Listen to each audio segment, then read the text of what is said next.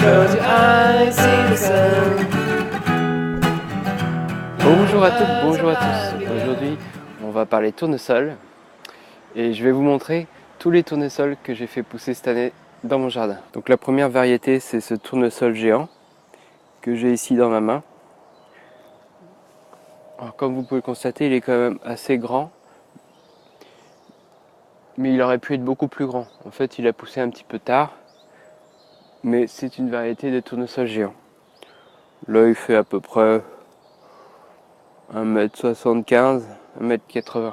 Donc, comme vous pouvez le constater, le tournesol a la tête qui tombe, il est déjà en train de sécher. Parce que tout simplement, on arrive en fin de saison et que je vais bientôt pouvoir le récolter. Alors, à côté, on a un beau spécimen de tournesol qui normalement devrait être rouge, mais en fait, il ne l'est pas.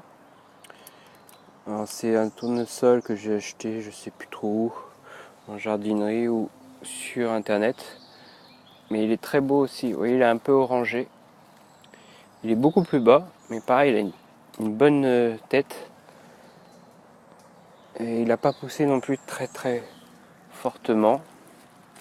Bon, il fait quand même la taille d'une main en diamètre. Donc ça, c'est plutôt un tournesol de type ornemental.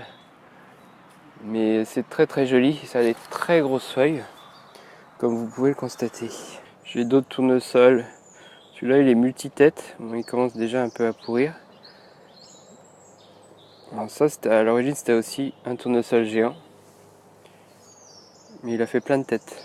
Fini par un tournesol plus traditionnel qui est beaucoup moins gros, mais celui-là il n'a pas tellement grandi, donc qu'on retrouve partout en jardinerie. Voilà, il n'est pas très gros. Pareil, je l'ai mis un peu tard, j'en ai plusieurs.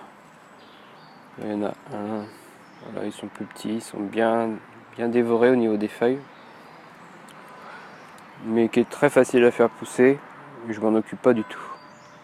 Donc parlons culture maintenant. Donc est-ce que c'est difficile à faire pousser? Bah pas du tout.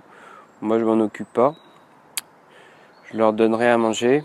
Donc voilà, celui-ci est dans mon potager avec une couverture du sol fait de feuilles de chêne surtout. Elle n'a pas bougé de l'été la couverture. Comme vous pouvez le constater, il y a très peu de mauvaises herbes et franchement je les enlève pas du tout. Je laisse pousser tout ça là-dedans. Je m'en occupe pas. C'est parfait. Tout le monde est content. Ça pousse tout seul. Il y en a un autre aussi. Donc au printemps, vous pouvez soit mettre les graines en terre, soit mettre des semis. En fait, c'est la phase la plus critique parce que dès que vous allez mettre par exemple vos semis en terre, ils vont se faire dévorer par les limaces. Donc les limaces adorent les semis de tournesol, surtout dans un jardin comme le mien par exemple, il y a énormément de limaces. Donc là, il ne faut pas hésiter à mettre des granulés anti-limaces de type Ferramol.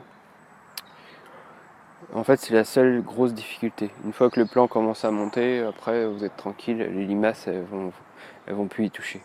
Il faut faire attention aussi avec le vent.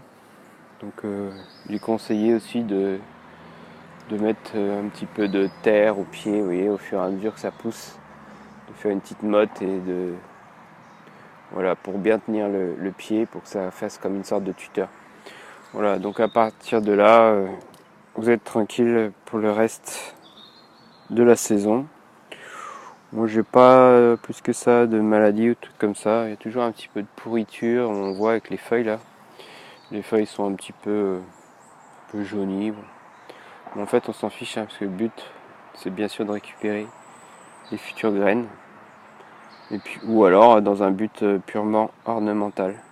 Le tournesol est vraiment la plante facile par excellence. N'importe qui peut en mettre, n'importe qui peut en faire pousser. C'est pas pour rien que les enfants, c'est peut-être l'une des premières graines qui font germer à l'école.